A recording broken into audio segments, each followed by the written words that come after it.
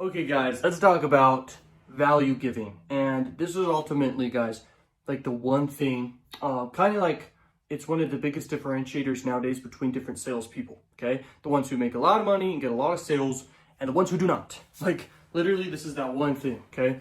And a lot of people who used to crush it in sales, they can't anymore because they don't get it. They don't get this one thing. I know a lot of I personally know a lot of salespeople who crushed it in the past and now they can hardly make any money. And that's why it's important to keep up to date with what works in sales. Now, this is one of those things that's like the new thing in a way that's like so powerful. Then there's those underground things like being excited and passionate about what you're selling. Those are the underground things that no one even understands that's going on that works. And then there's the authority, and that's like somewhat aware, but like very little people implement it. Very little people even know how to do it and do it. Okay, like that's huge. But this one's like beneath the surface and new. Okay, newly implemented in a powerful way. What it is when people receive value up front, they're more likely to buy the thing from you because they liked the value they got, and they trust you more because they got value from you, and they want to get more value from you. That's literally what it is, and it triggers reciprocity in the brain, and people are like, bro, I got value from this person. Okay, this is what's going on subconsciously and maybe a little bit consciously. They're like, I want more value and what this person has behind the paywall, what this person has to sell me. Okay, that's valuable. And when you hit on multiple other biases too, that's huge. But this one accelerates stuff a lot, like a lot. And I need to write down one other thing.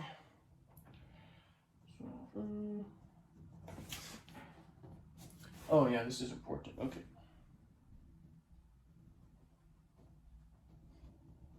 Okay, like this is so important, guys. But anyway, let me see. Okay. So anyway, it's so key, guys, that when someone like gets value from you, it's so key to actually make that happen, because you're missing out on sales if someone didn't receive value up front. Like if you look at like cold traffic, let's say you're running ads, okay, to your business or to yourself or some sales message you do. If you don't get value up front, they have no reason to trust you or like you, okay, or believe you. Okay, they're aware of you maybe, but they just didn't get value and now they don't like you, they don't trust you and stuff like that, okay? So when you do cold traffic, you need to build that and create a hot traffic. Hot traffic is people who have spent time with you, have gotten value from you, and have created connection with you and trust with you, okay? The difference between a little bit of money and a lot is this, like big time, okay? Let's see. So how do you trigger reciprocity once again? You can, if it's online that you're doing, you want to basically have like long form sales presentations that give value, tell stories of connection about you, okay, your product, your company, all the stories, the origin stories, and then you need to overcome objections about what you sell, okay, stuff that people may have about what you sell, the objections there. So you need to give value and stories around that, okay, maybe for 5 minutes. And then another 5 minutes about like the objections and all these things that they have going on internally within them. You need to have stories and value that overcome those objections and examples, and then ones that are external, not internal, but external now, okay? Examples of these, so the product itself, they're like, okay, maybe it's too much money, okay, it may not work, okay, this doesn't work for me type thing or whatever. This product is stupid. I don't know, like there's a bunch of things that people may have around the product, and you're gonna know what that is from customer feedback. Now, the next thing is, what are the internal objections that they have? And you're going to get that too from customer feedback and external. So, example of internal things is like, I can't do this. I don't know how to do this. This is too complicated. These type of things can be internal objections. But you'll find out what these are personally from feedback around whatever you're selling and when you get enough people to know about it, okay? Which is very easy. Run ads. It's tax write-off anyway to run traffic, and you're going to make a ton of sales anyway. So throw money at it, get people in the door. You can test stuff with friends and family, but once again, it's not going to fully let you know if it's going to really work big time, okay, and scale. Because if you're selling to friends and family, what is that? People who know, like, and trust you already and support you, okay? So you want to see if it works with cold traffic, okay? The whole funnel of building trust and likability and stuff, okay? Now, what's an external example? An external objection of someone would be like, my friends and family think that this is stupid. Or externally, subconsciously, they think, oh, their status is going to decrease or whatever. Or maybe they're like, externally, I'm going to lose a lot of money or something. That's what they think. So ways to overcome these is very powerful. And I have a whole video about overcoming objections. But when we trigger reciprocity, we want to build connection. We want to tell great stories, and even painful stories and funny stories. We want to basically give value. Okay, up front is key. Okay, so another example outside of a long sales presentation is starting a content or distribution channel. A distribution channel is considered your show, your place people go to consume content and build trust with you.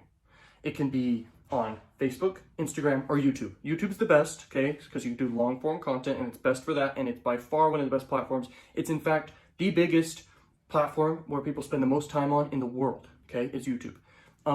Google is the #1 traffic site in the world, like gets the most traffic to that site, Google. Then there's YouTube, then there's Facebook, then everything below that, okay? And Instagram is also beneath Facebook, inside of Facebook. Facebook owns Instagram, okay? So you can be on all these, you can repurpose content across all these, but imagine in this scenario, okay? Let's say you're a phone salesman, okay? And you're selling some product, maybe it's a high ticket or mid ticket product, and you mention to people because they don't trust you, and you know this that they don't trust you, okay? You're learning this right now. They don't like you yet, okay? And they don't even know what you look like. And this is cold calling we're talking about here. I've done cold calls before.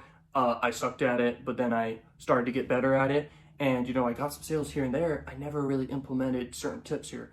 And if I were to get back into sales, cold calling sales, I wouldn't stay there for long because there's better opportunities out there. And when you know the secrets, which there are secrets to making money online and making money in general, you do those that are better. Low input, high output is the whole goal. But anyway, let's imagine doing cold sales and you know this stuff. So you tell the person, hey, go check out my YouTube channel. And you're excited about it. And they're like, heck yeah, I want to see it.